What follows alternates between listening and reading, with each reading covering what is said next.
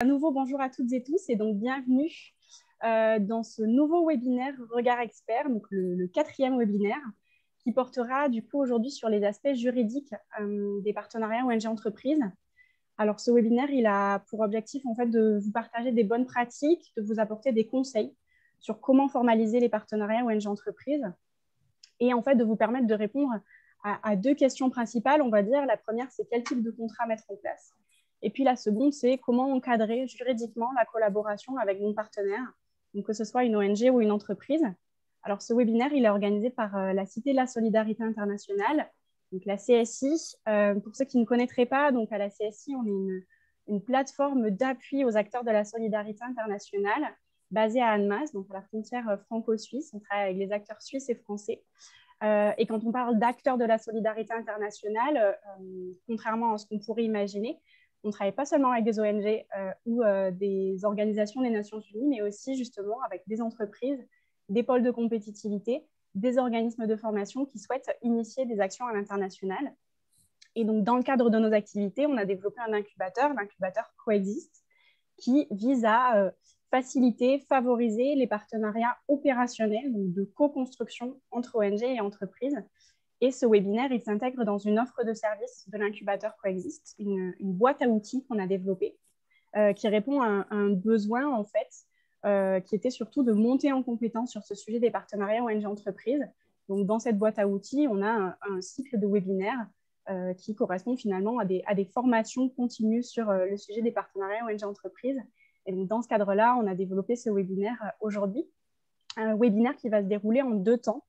Dans un premier temps, vous allez avoir une présentation par les intervenants, que je remercie d'ailleurs tous deux de leur présence.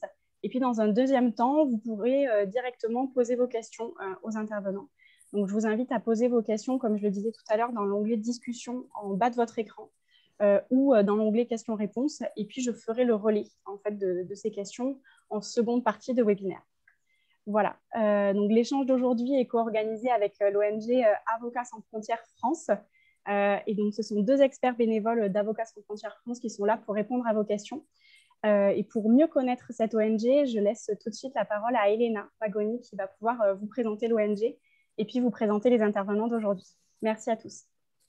Bonjour à tous, je suis Elena Magoni et je suis chargée de développement et suivi des projets Avocats sans frontières France, qui a son siège ici à Toulouse et est une association et ONG qui a été créée en 1998 pour soutenir les personnes qui avaient besoin d'un soutien dans la défense au Rwanda. Et donc, l'association est née pour promouvoir les droits humains des personnes vulnérables et renforcer l'accès à la justice dans les pays où la situation sociale et politique est instable. Et je suis ici avec mon collègue Jeanne, qui pourra aussi vous dire 2 mots sur Avocats sans frontières France et les pays où nous intervenons et sur la mission de l'association. Bonjour à tous. Alors, comme Elena l'a précisé, notre ONG, elle intervient dans la promotion et la défense des droits humains partout où ces droits sont menacés. Actuellement, on a 10 projets qui sont en Afrique, au Nigeria, au Cameroun, en Guinée et au Mali. Et on intervient aussi au Cambodge, en Haïti et en Grèce. Et les 3 axes d'intervention de l'association sont la promotion de l'accès à la justice, le renforcement des capacités des défenseurs des droits humains et des avocats, et aussi la promotion des actions pour soutenir les personnes dont leurs droits sont violés, comme par exemple les personnes qui sont incarcérées, les personnes qui sont torturées, les femmes qui ont subi des violences. Et donc, nous sommes partenaires de Coexiste et de la Cité de la Solidarité. Et le corps de l'association sont les bénévoles. Nous avons plus de 200 bénévoles ici en France qui sont pour la majorité des avocats, mais aussi des étudiants et d'autres professions. Et comme l'expertise d'ASF France est liée à des avocats qui interviennent dans des différents milieux, mais surtout pour la promotion des droits humains, nous avons décidé d'offrir ces compétences à la plateforme qui existe aujourd'hui. Et donc, nous avons invité deux adhérents et membres actifs de l'association qui sont Harry Nairal des Publisques. Il est avocat honoraire au barreau de Toulouse. Il est aussi un expert dans plusieurs projets d'Avocats sans frontières France. Et nous avons Yvan Panef, qui est avocat au barreau de Paris, et il est aussi expert dans différents projets de l'association. Et donc, ce sont les personnes qui vont nous aider aujourd'hui à comprendre mieux les enjeux de partenariat entre les associations, les ONG et les entreprises. Merci beaucoup, Elena. Je passe directement la parole donc, à Yvan et Henri pour leur présentation. Merci à tous les deux. Merci beaucoup, Marion. Bonjour à tous. Nous sommes très heureux de pouvoir vous donner des informations et éventuellement des conseils pour utiliser cette nouvelle situation qui se développe ces dernières années pour permettre d'une part aux entreprises d'élargir leur spectre d'activité et d'autre part aux organisations non gouvernementales de développer des coopérations avec le secteur privé.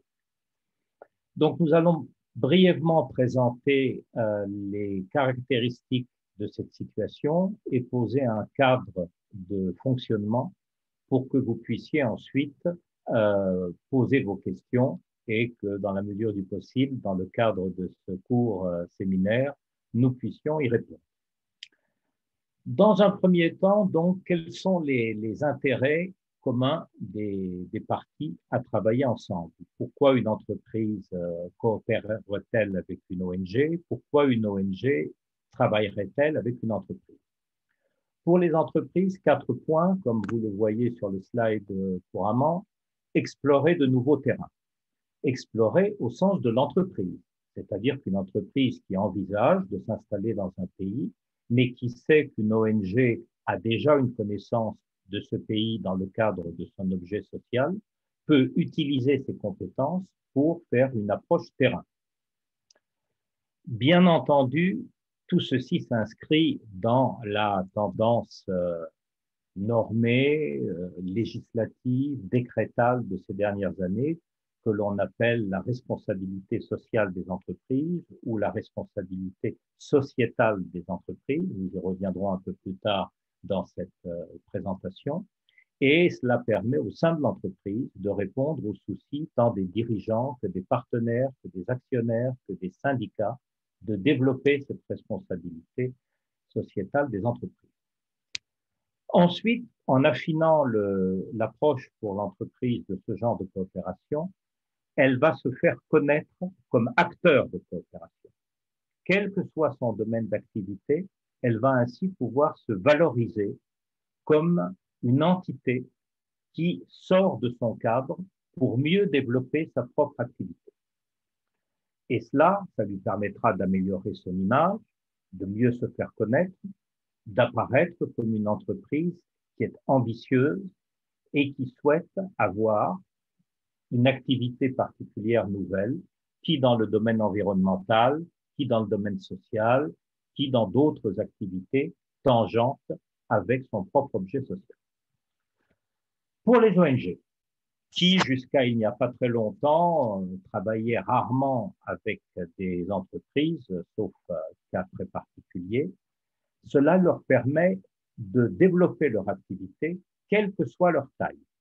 Une petite ONG comme une ONG de taille internationale implantée dans de nombreux pays a toujours besoin de développer de nouveaux champs de compétences. Dans une ONG juridique comme la nôtre, nous pourrons vous donner des exemples, mais ce type d'ouverture à l'activité concerne beaucoup de champs de compétences. Et cela, ça concerne tant le mode de travail que le développement des compétences des ressources humaines de l'ONG. Une ONG, par nature, est souvent beaucoup plus souple. Elle va donc pouvoir, avec sa capacité de prospection, en coopérant avec une entreprise, développer des projets locaux. Sa souplesse aussi est financière, puisque dans beaucoup de cas, les agences sont bénévoles et donc pourront répondre à une demande, mettre en place un projet relativement rapidement, quitte ensuite à ce que des relations budgétaires se mettent en place d'une manière très cadrée afin que chaque partie connaisse ses responsabilités. Et il faut bien le rappeler, les ONG sont toujours à la recherche de financement puisqu'il n'y a pas d'activité sans possibilité financière de développement pour avancer. Une coopération, c'est un partenariat. Comme je viens de l'indiquer, pour une ONG, c'est un besoin de soutien financier et c'est un besoin d'élargissement d'activité. Une entreprise qui a l'intention de prospecter un nouveau pays, nouveau pour son activité, trouvera un très bon intermédiaire local avec une ONG qui y travaille déjà. Pour une entreprise, il y a un intérêt très clair de pouvoir arriver en étant assisté sur un nouveau terrain, non seulement pour pouvoir avancer plus vite, mais aussi pour une meilleure connaissance culturelle du terrain en question. Il s'agit donc de pouvoir avancer, mais de pouvoir avancer en étant guidé souplement, sans difficulté particulière. Nous en venons donc à la responsabilité sociétale des entreprises, qui est aujourd'hui un cadre général d'activité pour développer un management efficace dans une société, quelle que soit sa taille. La qualité de la gouvernance, la capacité à développer de nouvelles activités, protéger ses clients, qui sont d'une manière ou d'une autre toujours des consommateurs. On parle de consommateurs de droit, on parle de consommateurs de conseils, et on parle bien entendu de consommateurs de produits finis. Tout cela répond à des règles qui étaient certes moins présentes dans l'activité des entreprises il y a 30 ou 50 ans. C'est la loyauté des pratiques, le développement des bonnes pratiques, la protection de l'environnement. Qui parlait de la protection de l'environnement, sauf dans de rares cas il y a une cinquantaine d'années? Aujourd'hui, tout le monde en parle dans une activité au quotidien. Et puis, bien entendu, la question des ressources humaines internes à l'entreprise, qui est devenue aujourd'hui un premier critère de bonne gouvernance d'une entreprise, et le recours au principe des droits de l'homme, quel que soit le terrain où l'on est amené à intervenir. La grande importance des droits de l'homme dans un contexte économique, dans un contexte social et sur un nouveau terrain. Pour l'ONG, on l'a déjà indiqué, il s'agit de diversifier ses activités.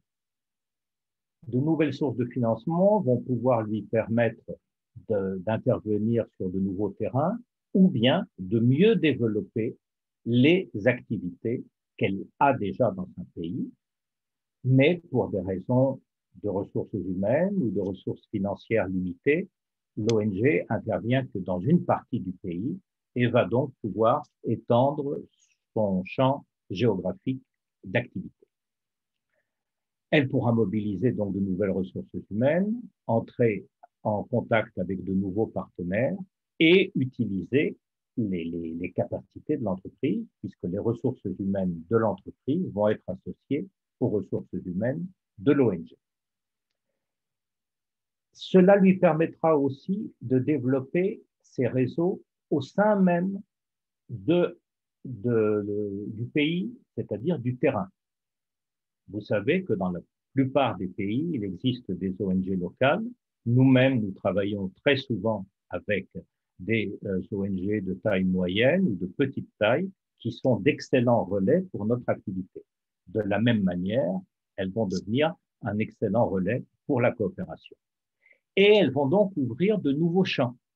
C'est-à-dire que l'ONG pourra être amenée, partant de son cœur de métier, à aborder de nouvelles manières de travailler, de nouveaux terrains et de nouvelles cibles au sens de groupes sociaux, de nouveaux problèmes, qui bien entendu reste dans la compétence de l'ONG, mais qu'elle avait moins abordé dans le cadre de son activité locale.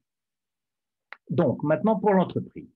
L'entreprise a un intérêt immédiat à pouvoir s'impliquer dans une coopération. Pour les raisons déjà évoquées, puisqu'elle peut souplement avancer dans un domaine qu'elle connaissait plus ou moins bien, que ce soit géographiquement ou techniquement ou culturellement. Elle va donc pouvoir déléguer à un petit groupe de ses employés des objets, des objectifs pour qu'ils puissent s'impliquer dans cette coopération, discuter avec les partenaires locaux, mais aussi en interne, valoriser cette coopération pour pouvoir, avec ses propres syndicats, avec ses propres partenaires commerciaux, démontrer sa qualité d'implantation sur un nouveau terrain. Les raisons budgétaires pour une entreprise sont cruciales. Cette démarche de coopération va lui permettre de réduire ses coûts pour prospecter de nouveaux marchés, rechercher de nouveaux partenaires à moindre coût et bien entendu, comme pour l'ONG, innover puisqu'il s'agit d'un nouveau terrain, il s'agit d'une activité qui lui est facilitée par la coopération avec l'ONG et elle va donc pouvoir évoluer beaucoup plus rapidement dans son projet d'entreprise. Maintenant, nous allons aborder les facteurs de succès. Une coopération entreprise-ONG ne pourra bien fonctionner que si les parties se connaissent bien. Alors, connaître l'autre, ça passe d'abord par se connaître soi-même.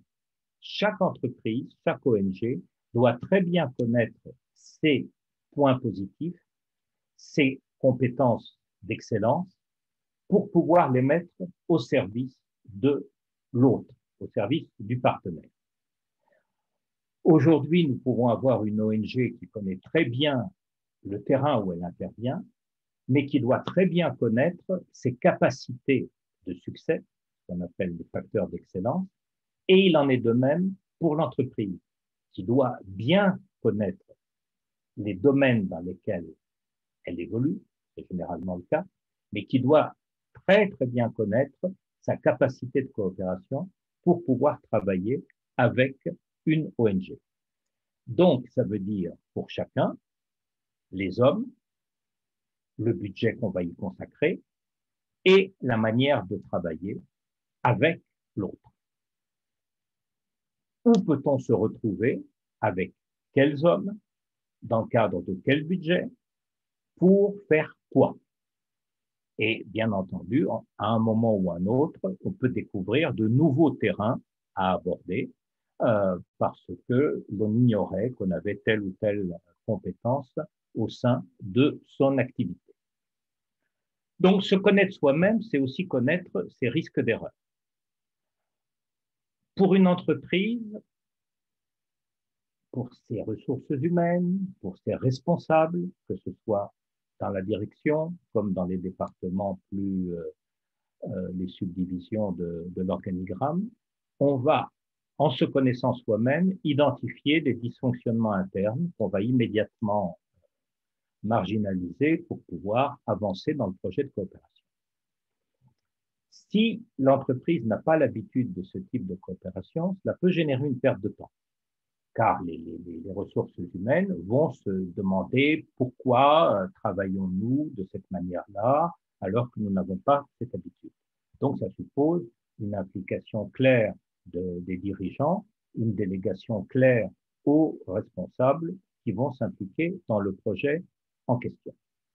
Et, bien entendu, un cadrage parfait, et on en parlera plus tard du calendrier budgétaire, pour pouvoir avancer et éviter toute déperdition financière. Pour les ONG, la prudence est de mise, car sa réputation peut être mise en question si le projet de coopération n'évolue pas de la manière dans laquelle il était envisagé et dans la manière dans laquelle il a été réalisé. Et cela, ça peut générer des conflits internes. Tout le monde sait que les associations sont des lieux de pouvoir et il importe que dans ce cas-là, on évite à l'avance les risques de conflits internes. Donc, pour résumer les facteurs de succès, il faut identifier les besoins et les attentes de chacun des partenaires. Il faut pouvoir en parler librement avant tout cadrage du projet. Le dialogue doit être complètement ouvert sur les objectifs du projet. Nous savons faire ceci, nous ne savons pas faire cela. Ah, vous nous dites qu'il vous faut tel type de structure ou tel type de spécialiste. Celui-là, nous l'avons. Celui-là, nous ne l'avons pas. Bien entendu, ce dialogue peut être complètement confidentiel, puisque chacun va parler de ses qualités, mais chacun va parler de ses défauts. Donc, c'est un facteur de succès important de se connaître à l'avance. Ce même dialogue doit se poursuivre dans le cadre du développement du projet, parce que bien entendu, il y aura des imprévus, mais bien entendu, il faudra s'adapter à une situation pour pouvoir avancer dans l'objectif. Et puis après la coopération, il est toujours important de bien faire le point, peut-être pour commencer une nouvelle coopération, mais aussi parce que, on le dira un peu plus loin, on va être amené à communiquer, à continuer à communiquer parce qu'il y a 5 ans, il y a 10 ans, nous avons réalisé telle activité sur le terrain et nous avons démontré telle compétence. Pour que cela fonctionne, il faut le cadrer, ce partenariat. On va le cadrer géographiquement, on va le cadrer en fonction des objectifs et on va le cadrer en fonction des ressources humaines qu'on va mettre au service des actions à mener. On va le cadrer donc en fonction des effectifs, en fonction des ressources financières et des capacités logistiques et techniques. Elles peuvent être très souples, très légères, elles peuvent être plus concernantes, impliquer plus de monde, mais il faut qu'elles soient prévues à l'avance, quitte à ce qu'au cours du développement du projet, il puisse y avoir des modifications, une réduction de voilure, ou bien une augmentation du nombre de ressources à mettre dans le projet. Les modalités de mise en œuvre doivent être fixées. Il y a une phase éventuellement confidentielle, précontractuelle dont je parlais, mais il y a aussi le calendrier de préparation, puis ensuite le calendrier d'action. Régulièrement, il faut évaluer le fonctionnement de la coopération, tous les 6 mois, tous les ans. Et simultanément à tout cela, il y a un avantage pour les parties à communiquer. Dans certains cas, à communiquer avant même que le projet ne commence, parce qu'il faut en retirer un bénéfice peut-être tant sur le terrain que publiquement. À l'évidence, à communiquer au cours du projet, et puis communiquer ensuite pour montrer ce que l'on a su réussir. Ce contrat, il va détailler toutes ces modalités. Comme cela, chaque partie sait à quoi elle s'engage à l'avance.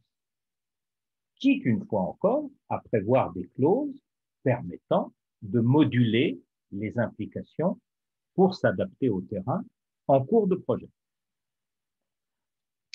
Question technique, on va aussi prévoir dans ce contrat la manière dont il sera renouvelé, ou bien dont il ne sera pas renouvelé, car on peut définir une action ponctuelle sur 2 ans, sur 3 ans, dans tel ou tel avec tel ou tel objectif. Et une fois cet objectif réalisé, par exemple, l'entreprise s'installe sur le terrain et n'a plus besoin de l'assistance de l'ONG au cours du développement de sa nouvelle activité. Dans certains cas, on pourra prévoir aussi une résiliation anticipée si l'objectif est atteint plus vite que prévu ou bien s'il n'est plus nécessaire de poursuivre la coopération.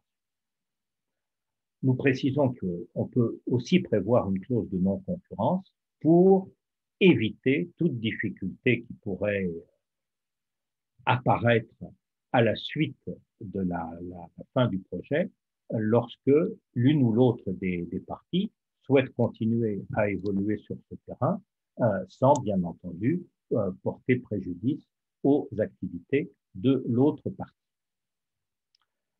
Pour être complet, nous précisons qu'une coopération, et à nous ça nous est déjà arrivé chez ASF France, peut se développer sans formalisation contractuelle.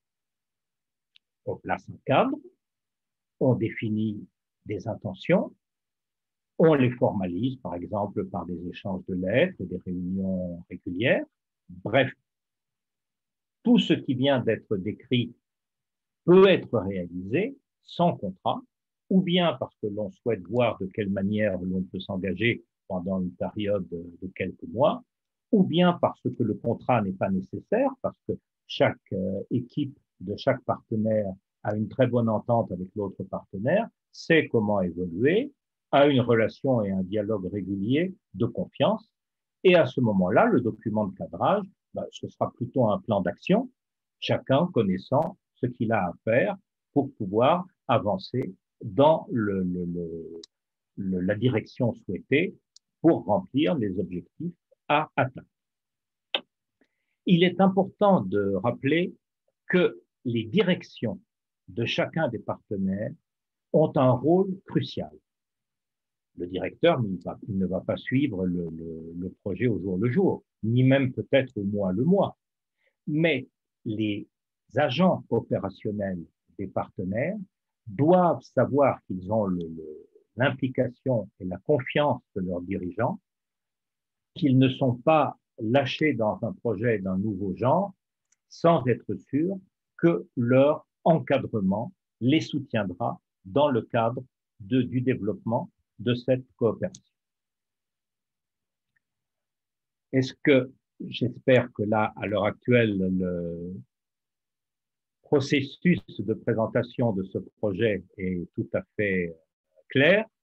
Je souligne donc la nécessité d'impliquer les partenaires de chaque partie, car bien entendu, il y a une responsabilité des ressources humaines, mais il y a derrière une coopération aussi une responsabilité financière et la mise à disposition de machines, de processus, de techniques qui sont nécessaires et qui donc vont engager de la même manière la confiance, la volonté, l'implication des parties.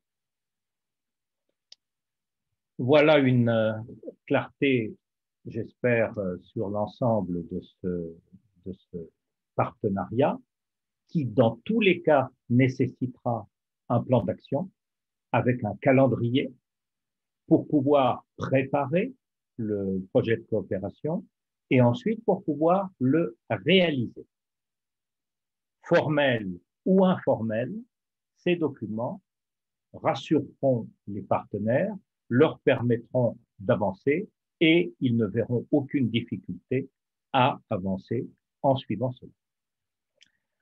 Enfin, last but not least, la communication. Car nous le savons, dans tout projet, on réunit des savoirs et des savoir-faire, mais bien ensuite le faire savoir. C'est un intérêt indispensable pour les ressources humaines non impliquées dans le projet, que ce soit dans l'entreprise ou dans l'ONG. Il faut savoir ce que les autres font. Il faut savoir que tel département, tel échelon, tel groupe de recherche travaille actuellement dans un projet de coopération avec une ONG. Cela valorise la totalité des personnels qui savent que dans tel continent, dans tel nouveau marché éventuel, l'entreprise s'est engagée avec le concours d'une ONG spécialisée. Et puis, il y a bien entendu la communication externe qui sera convenue à l'avance pour que les noms des entreprises et des ONG, qui sont eux aussi des outils de communication par eux-mêmes, une marque, un signe distinctif, un logo, apposé sur un camion, sur un document, sur une caisse, c'est un moyen de communication. Et cela valorise les partenaires des différentes parties au projet. Et dans l'accord de confidentialité qu'il est prudent d'envisager au début du projet, là encore, on fixera les limites de la communication parce que, pour telle ou telle raison, on souhaite que la communication soit locale au nouveau terrain ou bien on souhaite que cette communication soit particulièrement ouverte dans les États des sièges des ONG et des entreprises. L'importance idéale de la communication utilisée comme instrument. J'espère que je n'ai pas été trop long et nous sommes à votre disposition avec Henri Neira de Puybusque pour compléter vos attentes. Merci Yvan, tu as fait un exposé très, très complet, très exhaustif. Donc je me limiterai à mettre l'accent sur certains points qui me paraissent importants.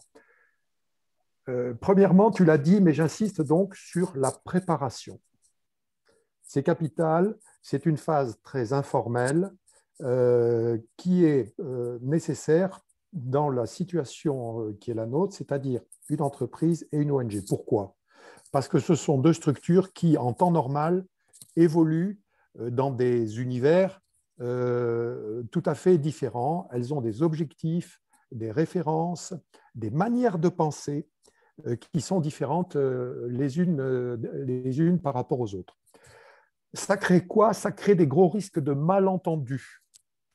Et les malentendus dans ces partenariats, c'est toujours douloureux, surtout si ça porte, par exemple, sur des questions d'argent, si ça porte sur des questions qui peuvent être considérées comme essentielles pour l'un ou l'autre des partenaires. Donc, je n'insisterai jamais assez pour dire qu'avant même de commencer à rédiger un contrat, il faut que l'entreprise et l'ONG délèguent une ou plusieurs personnes, il ne faut pas se retrouver à 15 autour d'une table, bien sûr, mais enfin, délèguent des gens qui sont chargés d'explorer le projet et de s'assurer qu'on est bien d'accord pour faire une certaine chose dans un certain pays, dans un certain laps de temps, avec tel moyen financier, pour obtenir quel but. Est-ce que c'est vraiment quelque chose qui correspond bien aux attentes de l'un et de l'autre? Donc ça ne peut être qu'un dialogue en amont. Lorsque cette phase de préparation très informelle a été traitée, il faut commencer, si j'ose dire, à rentrer dans le dur. Et pour ça, il faut commencer à mettre dans la boucle des professionnels. Et donc, vous allez avoir nécessairement, sauf, Yvan l'a dit, le cas particulier où c'est une coopération très informelle qui ne nécessite pas une mise en forme contractuelle, mais sauf dans ce cas-là, vous allez avoir autour de la table, bien évidemment les représentants de l'ONG et de l'entreprise, leurs avocats respectifs et leurs experts comptables.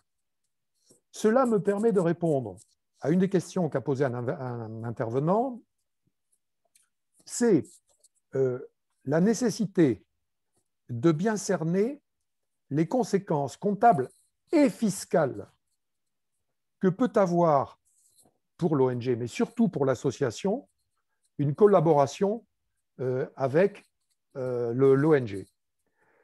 Elle est possible en principe, mais il faut savoir que, alors je parle de la fiscalité française bien sûr, hein, que le fisc français est à l'affût de ce que j'appellerais, entre guillemets, avec des gros guillemets, les dérapages des associations qui leur permet de les reclasser en organismes à but lucratif, avec un certain nombre de conséquences très désagréables pour les associations.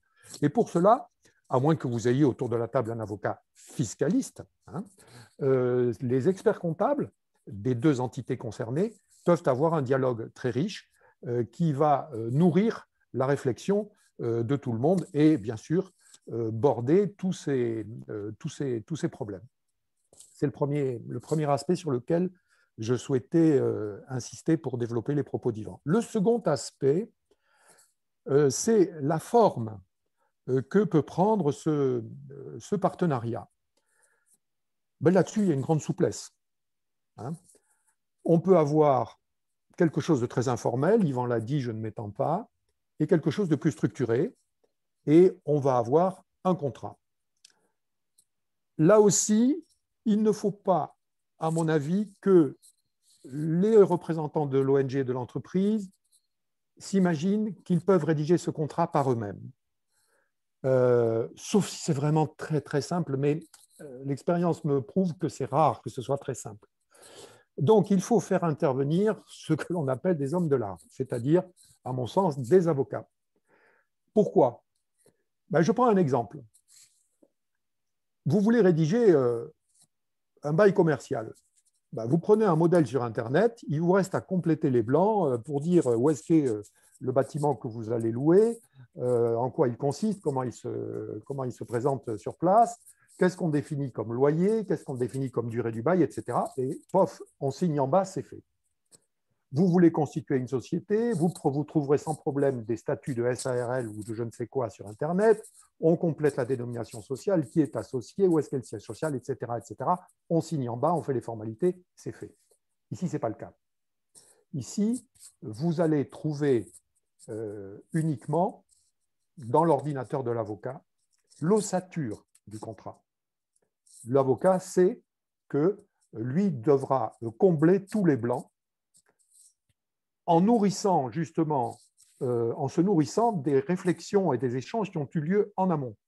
Et c'est là qu'on va pouvoir contractualiser exactement ce que les parties attendent de cette collaboration, qu'il s'agisse de savoir bien évidemment les questions basiques, qui fait quoi, où, quand, comment, avec quels moyens, moyens humains, moyens matériels, moyens financiers, bien entendu. Ces contrats sont parfois longs, compliqués à rédiger, l'écueil étant, dans une certaine mesure, de tomber dans ce que nous appelons, nous, le contrat à l'américaine, c'est-à-dire un contrat très, très volumineux. Et on peut avoir une grande souplesse qui peut nous amener jusqu'à décider de faire, eh bien, pourquoi pas, par exemple, une filiale commune, c'est-à-dire une société qui va être constituée par l'entreprise et par l'ONG, et cette filiale commune, dont la forme est elle aussi à débattre avec un professionnel, avec un avocat. Est-ce qu'on fait une SARL, est-ce qu'on fait une SAS, est-ce qu'on fait je ne sais quoi, hein, cette société sera dédiée à l'exécution de ce programme, de ce projet d'action qui aura été défini d'un commun accord entre l'entreprise et l'ONG.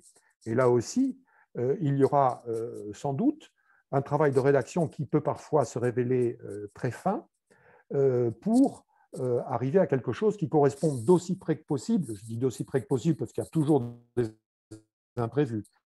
Donc, je disais qu'il est nécessaire d'arriver à définir une forme de collaboration contractualisée sous une forme ou sous une autre, copieusement nourrie des discussions qui auront eu lieu en amont et des informations qu'on aura collectées sur le terrain, a fortiori s'il s'agit d'un pays étranger. Je ne m'étendrai pas davantage à ce stade. Pour un mot, j'ai vu qu'une question était posée à propos du mécénat.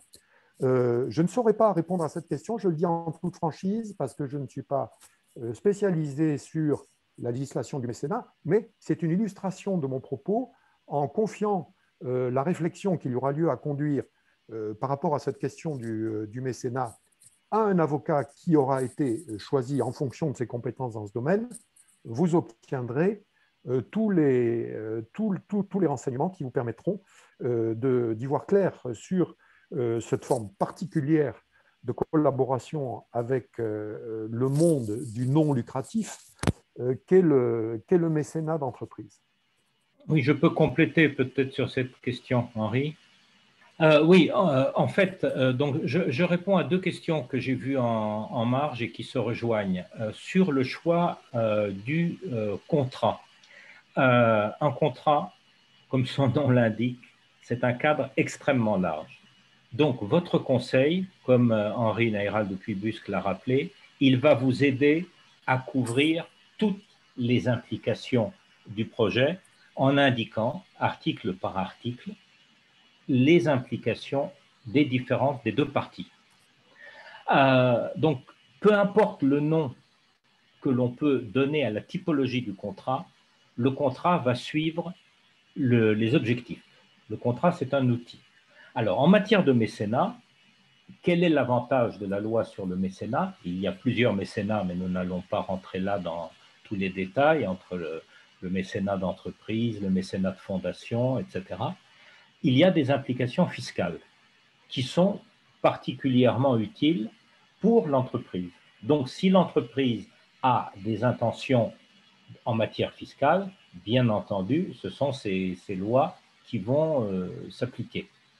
Et pour tout le reste, comme on l'a dit, la phase précontractuelle est très importante parce qu'elle permet de fixer les capacités, les compétences, capacités au sens très large, ressources humaines, ressources financières, logistiques, techniques, qui vont être prévues au contrat pour réaliser le projet. Il y a une question sur le coût de création d'une entreprise commune, ONG, entreprise. Pardon, d'un projet commun. Là encore, le coût du conseil, ce sera bien entendu le coût horaire. Aujourd'hui, tous les avocats travaillent selon leurs propres règles et fixent au temps passé le coût de leurs prestations. Bien entendu, les partenaires peuvent avoir une connaissance précise de ce coût à l'avance pour connaître, sous forme d'une convention d'honoraires, le cadre budgétaire qu'ils vont devoir consacrer à ce projet. Mais le plus important, ce sont les implications financières du projet de coopération. Donc là, en fonction des buts à atteindre, bien entendu, il va y avoir un échéancier qui va être mis en place et un mode d'utilisation de ces coûts qui peuvent être interrompus, qui peuvent être augmentés, qui peuvent être, c'est le mot anglais qui me vient à l'esprit, qui peuvent être renvoyés à un mois ou à une période ultérieure si des fonds n'ont pas été consommés dans le cadre temporel prévu initialement. Je reviens, vu que vous parlez de fiscalité. Alors, il y a une question sur justement le risque de contamination fiscale. Donc, dans le cas de figure en fait, où une entreprise est fiscalisée et une association, une ONG n'est pas fiscalisée, comment on peut sécuriser l'une et l'autre des structures? Sécuriser, c'est-à-dire éviter de sortir du cadre légal? Éviter ce risque de contamination fiscale. Oui, je peux dire un mot peut-être là-dessus. Oui, bien sûr, Henri. Oui, il y a effectivement un danger fiscal qui tient au fait qu'il ne faut pas que le partenariat se déroule dans des conditions telles qu'il permette au fisc, alors je le répète, je parle de la fiscalité française, qu'il permette au fisc de considérer que, en fait, l'association est devenue à but lucratif, ce qui permettrait au fisc de la reclasser en entreprise commerciale et avec un certain nombre de conséquences très fâcheuses quant à des taxations ici ou là. Là-dessus, donc je renouvelle ma recommandation que j'exprimais tout à l'heure. J'espère qu'elle a été entendue puisque je suis désolé, ma connexion Internet n'était pas de bonne qualité. La nécessité d'avoir soit un avocat fiscaliste dans le tour de table, soit au minimum un expert comptable qui, a priori, est qualifié sur ces questions. Le principe, c'est quoi? C'est qu'une association a le droit de gagner de l'argent, mais elle doit le réinvestir dans ses activités. Il ne faut pas qu'elle le distribue. Alors, soit directement à ses adhérents, ça en général, les associations ne le font pas quand même, ça s'appellerait un dividende, et là, effectivement, la messe est dite, si vous me permettez l'expression. Mais surtout, il ne faut pas que cela revienne sous la forme d'une rétribution plus ou moins masquée pour les dirigeants. Mais là, on sort du sujet. Simplement, il est nécessaire d'avoir, la question est bonne, un regard fiscal sur le sujet. Mais il ne faut pas non plus que ça devienne un épouvantail. Il est tout à fait possible, par principe, de nouer des partenariats, éventuellement sur des opérations très importantes, de longue durée, entre une entreprise et une ONG, sans risque fiscal, à la condition que cette dimension du problème ait été prise en compte dans les réflexions quant à la mise en place de ce partenariat. Merci beaucoup. Alors, une autre question, plus là on revient sur la question peut-être de la réputation. Comment gérer la relation entre une ONG des droits de l'homme, donc promotion, protection des droits de l'homme, et une entreprise qui serait impopulaire ou en tout cas dont l'image serait écornée dans l'opinion? Je suppose qu'on en revient à la question peut-être de confidentialité aussi. Alors, là aussi, je peux dire un mot si vous le voulez. Vas-y, Si vous Henri, je m'entendez. compléterai. Ensuite, j'ai un exemple à donner. Ah ben alors je serai très bref. C'est effectivement un sujet sur lequel il faut avancer sur la pointe des pieds.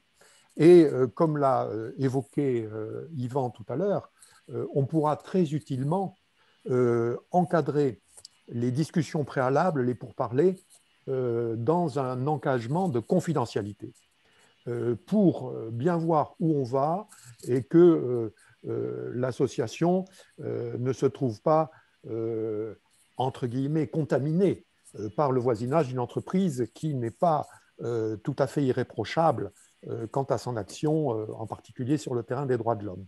Pour autant, je ne vois pas d'objection de principe à cela, parce que une entreprise peut, dans son passé, avoir eu des comportements tout à fait critiquables et vouloir, alors non pas se refaire à peu de frais une virginité, c'est pas ce que je veux dire, hein, mais du moins essayer de corriger le tir en toute bonne foi et essayer de se rattraper en menant des actions qui seraient sincèrement dévolues à des programmes qui seraient protecteurs des droits de l'homme ou qui permettraient, je ne sais pas moi, des actions dans un but sanitaire, dans des pays où le besoin s'en fait sentir, etc., etc. On pourrait fournir des milliers d'exemples. Donc moi, au niveau des principes, je le répète, je ne vois pas du tout d'objection à ce que des partenariats soient explorés et éventuellement mis en place dans cette direction. Mais Yvan, je te laisse la parole puisque tu as un exemple particulier à donner. Oui, je vais exactement compléter ce que tu viens de dire, ce qui vient d'être dit par Henri Naïral de Pudusque, parce que il s'agit là d'un point que j'ai abordé dans une des diapos qui ont été projetées, c'est sur se connaître soi-même. Le cas que j'ai rencontré, je ne viserai ni le pays ni les difficultés dans les détails, dans un pays où nous intervenions, et j'étais chef d'équipe sur ce projet, j'avais proposé de faire appel à une entreprise installée, déjà installée dans le pays, pour rechercher des financements, un support financier.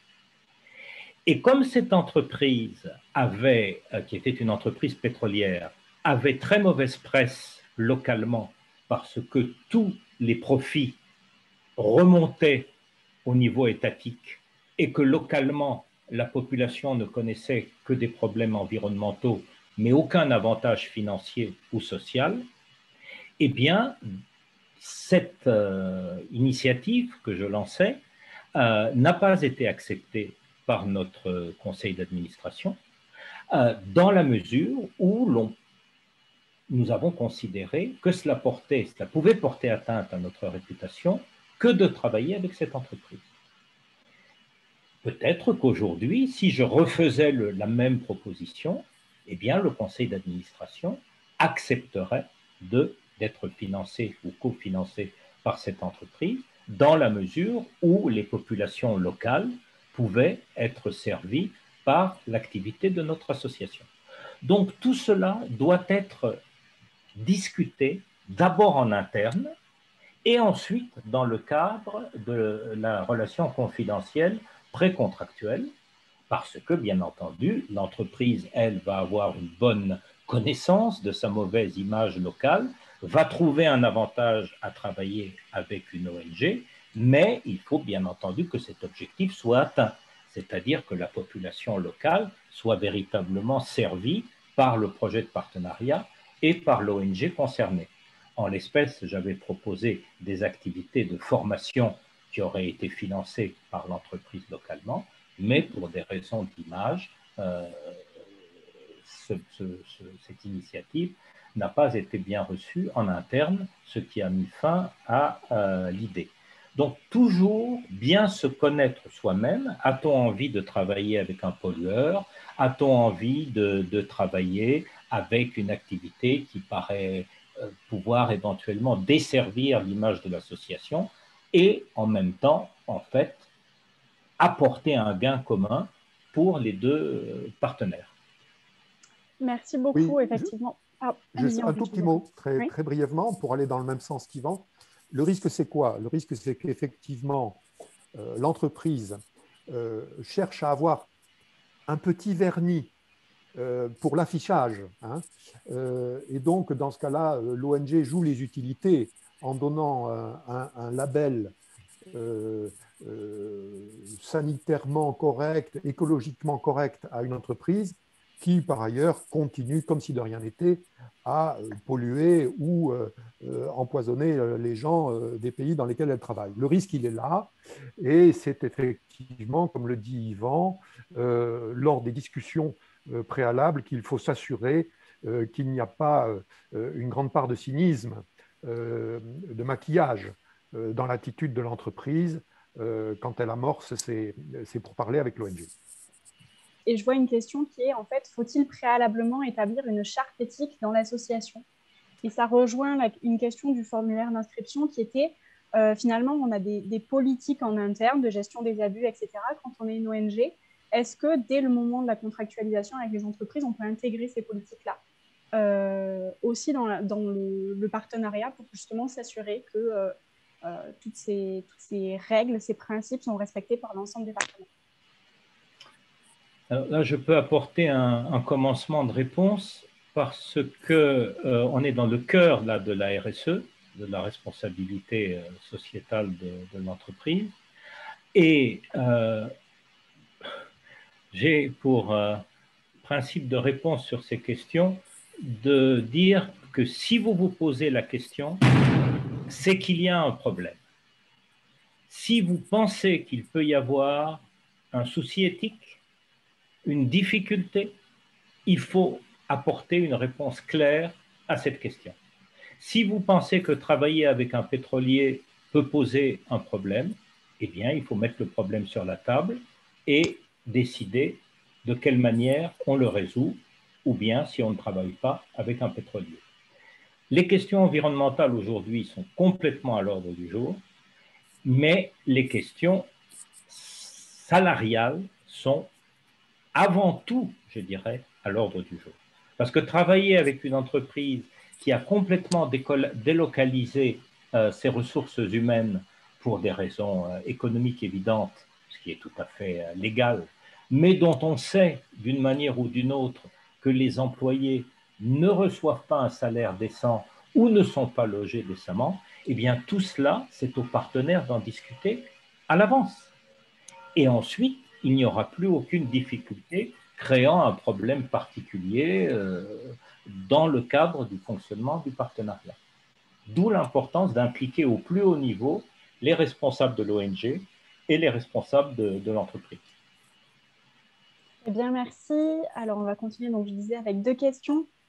Une première qui est, effectivement, quand on veut s'adjoindre les compétences d'un avocat spécialisé et donc être accompagné par un avocat, est-ce qu'il est préférable de sélectionner ou en tout cas de choisir un avocat spécialisé dans le droit international, le droit des entreprises ou le droit des associations? Faut prendre les trois. Alors mon capitaine. On va essayer d'être clair. Une fois encore, la situation n'a pas à être compliquée. Un contrat, c'est un contrat. Donc, il faut prendre un spécialiste de droit contractuel. S'il a des compétences particulières en matière de droit des associations, en matière de droit du mécénat, en matière du droit fiscal, bien entendu, on va le choisir en fonction des objectifs du projet de partenariat. Et il est tout à fait possible, dans la phase de discussion, de voir si l'on a besoin de s'adjoindre un confrère sur un avocat sur une partie limitée de l'élaboration du contrat. Là encore, on lui demande à l'avance quels seront ses honoraires pour rédiger la partie mécénale ou bien pour rédiger la partie fiscale si l'on s'aperçoit qu'il y a une application fiscale particulière. Mais avant tout, il faut un très bon spécialiste de droit contractuel. Alors, si je peux ajouter un mot, la difficulté, c'est que, sauf erreur de ma part, tu me corrigeras, Yvan, si je dis une bêtise, la profession d'avocat connaît un certain nombre de spécialités officiellement définies par la loi, mais je ne crois pas me souvenir qu'il existe la spécialité droit contractuel, de même qu'il n'existe pas des spécialistes en droit des affaires. Hein. Vous allez trouver des spécialistes, la loi définit le spécialiste en droit commercial, le spécialiste en droit fiscal, le spécialiste en droit des sociétés, etc. etc. Donc, il y a derrière cette question une vraie difficulté qui peut se présenter pour trouver un avocat compétent, sachant que l'idéal, c'est ce que disait Yvan, c'est de pouvoir mettre autour de la table des avocats dont les compétences sont complémentaires. Mais on va vite se heurter à un problème budgétaire, enfin du mot sauf peut-être pour des très puissantes associations qui ont une structure financière très solide et des entreprises qui ont elles-mêmes aussi une structure financière très solide et des projets de grande envergure qui justifient que l'on ne mégote pas, passez-moi l'expression, sur les honoraires. Parce que sinon, effectivement, si vous mettez autour de la table un fiscaliste renommé, un spécialiste de droit international, un spécialiste de ci, un spécialiste de cela, vous allez avoir un budget d'honoraires qui risque d'être assez dissuasif, surtout pour des entreprises, des ONG de taille humaine, de taille PME, PMI, si vous voulez. Hein. Donc, il peut y avoir là-dessus un vrai problème. D'autant plus que, bien souvent, les spécialistes de droit international sont en fait des spécialistes de la fiscalité internationale. Et ce sont des gens qui ont fait des études très longues et très difficiles et qui sont en général multilingues et qui donc, de manière tout à fait légitime, ont un compteur d'honoraires qui tourne très vite. Donc, il faut éviter là aussi les mauvaises surprises. Pour autant, je le souligne, il ne faut pas faire l'impasse sur la qualité des conseils dont on s'entoure pour mener à bien un projet qui présente une certaine surface, une certaine envergure.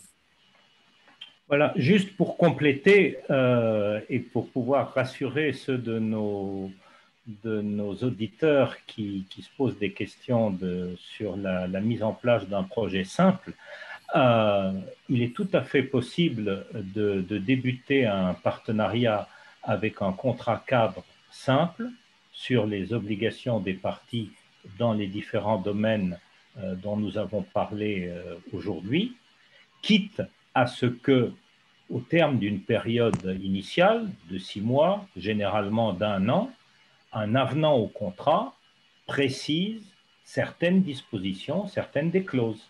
Un contrat, c'est quelque chose de vivant qui va suivre le développement d'une activité.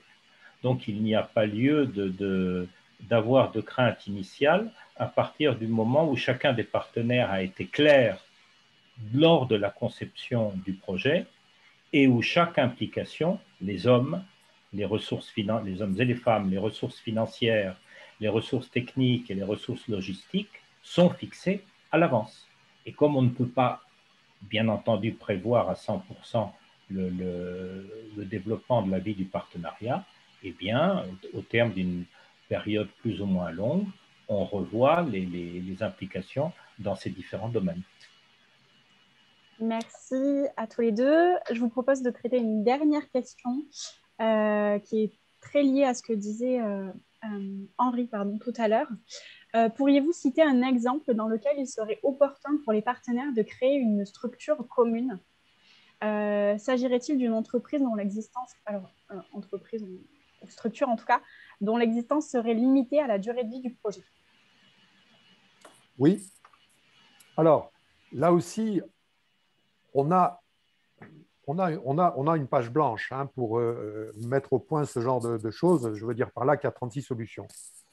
Dans les milieux chics et branchés, on parle de joint venture, c'est-à-dire une sorte de création d'un partenariat pour une opération limitée dans le temps et dans l'espace, quitte d'ailleurs à ce que, comme le disait Yvan, il y ait des prolongations possibles. Hein, mais l'on peut aussi, je l'évoquais brièvement tout à l'heure, définir les termes d'une société, d'une filiale commune, hein, qui va recevoir des moyens et qui va développer telle ou telle action dans tel ou tel pays. Et ça, c'est tout à fait possible, avec tout de suite des questions qui sont derrière.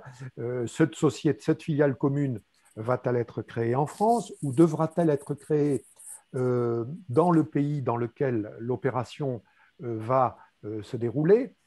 Et tout de suite, là, on débouche sur des problèmes techniques assez pointus, puisque ça suppose que l'on connaisse le droit et les structures sociétaires qui sont admises dans le pays en question, quels sont leurs avantages, quels sont leurs inconvénients, que l'on examine, et là on tombe sur un problème de fiscalité internationale, comment seront traités les flux financiers qui vont concerner cette entité commune qui, par hypothèse, serait située dans un pays étranger. Ce sont des questions qui peuvent vite devenir complexes et qui peuvent nécessiter de faire appel à un conseil du pays en question, qui, lui, en tant que national de ce pays, saura répondre à ces questions sur lesquelles, je le disais tout à l'heure, les erreurs sont souvent très, très douloureuses. Merci beaucoup, Henri. Yvan, je ne sais pas si vous voulez rebondir là-dessus. Oui, mais juste comme ça, pour un commentaire bref, l'important dans la plupart des partenariats est qu'une structure nouvelle n'est pas nécessaire, puisque le partenariat, il est limité dans le temps. Bon, une société, elle peut vivre 99 ans, mais un partenariat entreprise-ONG peut s'étendre sur 3 ans, 5 ans, 10 ans. C'est le cas de la plupart des partenariats. Et dans ces cas-là, chacun connaît ses obligations et c'est en fait les représentants, les responsables de chacune des parties qui veillent à l'exécution du projet. Donc, il n'y a pas de risque particulier ni à créer une nouvelle structure, ni à n'en pas créer. Le plus important, c'est de suivre de près le développement du partenariat, le prévoir franchement et confidentiellement si nécessaire à l'avance, le vivre franchement et l'adapter en fonction des modalités de vie du projet, et puis communiquer dessus pour en retirer chacun ses avantages. Donc ne pas se créer de soucis à partir du moment où on a cadré à l'avance les obligations des uns et des autres. Oui, un tout petit mot pour compléter les propos d'Yvan. Je pense quand même qu'une société commune, une filiale commune, trouve son utilité pour des programmes qui sont assez développés dans le temps et pour lesquels on va constituer ce que j'appellerais, pour simplifier, je prends exprès un terme qui n'est pas juridique, une cagnotte commune qui va être destinée à mener telle et telle action selon telle et telle modalité. Parce que sinon, dès lors qu'il y a une certaine masse d'argent qui va être affectée au programme, on peut se trouver un petit peu embarrassé pour savoir qui va détenir cet argent, qui va le gérer, qui aura le droit de taper dans cette caisse, selon quelle modalité. Et tous ces problèmes, non pas que ces problèmes disparaissent, mais ces problèmes sont plus faciles à gérer si justement ce réservoir financier prend la forme d'une filiale commune avec une codirection par des gens venant de l'ONG et de l'entreprise. On a donc un cadre juridique qui est plus sécurisant pour cette gestion financière. Enfin, du moins, c'est mon point de vue. Merci beaucoup. Merci. Alors, on a un peu dépassé le temps. Je vois qu'il y a d'autres questions et je crains qu'on ne puisse pas toutes les traiter. Mais on va de toute façon faire une infographie de ce webinaire et on tâchera de répondre aux questions aussi dans le cadre de l'infographie. Ce que j'en conclus, hein, c'est qu'effectivement, sur ces denses échanges, et que c'est un sujet complexe qui est très lié à la fois à la typologie des structures ONG entreprises, mais aussi au type de projet. Donc voilà, même s'il y a des bonnes pratiques, des clés de réussite, des facteurs de réussite, le fait de s'adjoindre une compétence voilà, d'un avocat spécialisé est toujours intéressant, pertinent et important quand on a des doutes. Donc voilà, merci à tous les deux. Alors, je vais juste conclure rapidement, effectivement, en remerciant l'ensemble des participants, en remerciant évidemment Yvan, Henri et Elena pour leur participation à la préparation de cet échange et leur présence aujourd'hui. Merci également à Alice qui a participé à l'élaboration de ce webinaire. Comme je le disais, donc, dans le chat, nous vous partagerons à la fois le PowerPoint et l'infographie de ce webinaire. Et puis, l'infographie et l'enregistrement seront de toute façon disponibles en replay à la fois sur la plateforme Coexist et sur notre chaîne YouTube. Et donc, je souhaitais informer ceux qui ne le sauraient pas ou qui ne seraient pas encore inscrits à la plateforme de Matching Coexist que donc elle a été lancée. C'est un outil qui est assez central pour l'incubateur puisque vous allez y retrouver la possibilité de rencontrer de partenaires potentiels, mais aussi du coup d'avoir accès à toute la boîte à outils Coexist dont je parlais tout à l'heure et notamment donc, ces webinaires. Donc, n'hésitez pas à aller vous inscrire. Voilà, je conclus par là, à moins que Yvan, Elena et Henri aient quelque chose à ajouter. Merci encore à tous, en tout cas, pour vos interventions d'aujourd'hui. Merci à tout le monde. Merci pour votre écoute.